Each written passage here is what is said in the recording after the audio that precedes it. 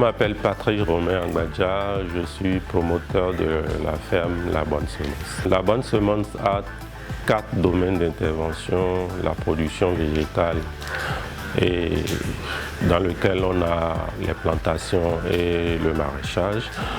On a la pisciculture, l'élevage des poissons tilapia et clarias.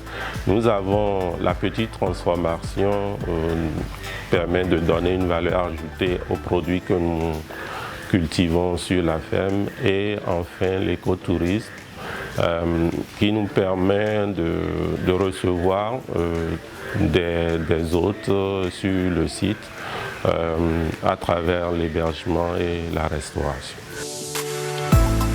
Ça remonte à mon enfance où mon père m'amenait déjà au champ et qui m'a donné le goût de la nature. Et donc quand j'ai grandi, l'idée c'est d'avoir une ferme qui est un peu différente. J'ai décidé de m'installer ici, j'ai construit une petite case là et je suis rentré dedans. Aujourd'hui on est à plus de 14 hectares et donc ça montre la progression et tout a été fait progressivement.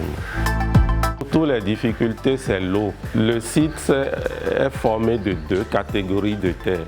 Il y a la terre sablonneuse, mais de l'autre côté, il y a la terre argileuse qui se gorge d'eau en temps de pluie. Au départ, on plantait les trucs directement au sol et ça ne se développait pas. Et de deux, quand on plantait, l'eau venait détruisait pratiquement toute la production. Et donc l'idée était venue premièrement de dire, mais au lieu de combattre l'eau, il faut en faire un allié. Donc première chose, nous avons dit, là où l'eau stagne, on va creuser des étangs.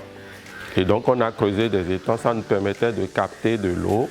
Comme on a perdu de la terre, il fallait autour des digues, là, autour des étangs, mettre des arbres, des cocotiers, tout ça. Et on a remarqué que les cocotiers qui étaient mis sur les digues se développaient mieux que les cocotiers qui étaient mis directement. Bon, là, on a compris que pour faire vraiment de la production, il fallait surrelever un peu la terre d'abord avant de commencer par produire.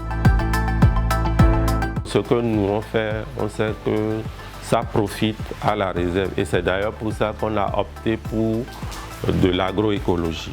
On a au moins 10 000 plants qu'on a plantés de notre main. Donc, et ensuite des plants qu'on a sauvegardés parce qu'ils ont poussé d'eux-mêmes. On a beaucoup d'oiseaux, on a beaucoup de trucs qui sont revenus parce qu'ils ont trouvé un habitat tranquille. Notre entreprise se veut une entreprise totalement verte. Aujourd'hui, l'éclairage externe, c'est le soleil. L'eau que nous buvons et que nous distribuons sur le site, c'est le soleil. Nous avons aussi du biogaz. D'ici 10 ans, nous souhaitons être la meilleure ferme agroécologique au Bénin.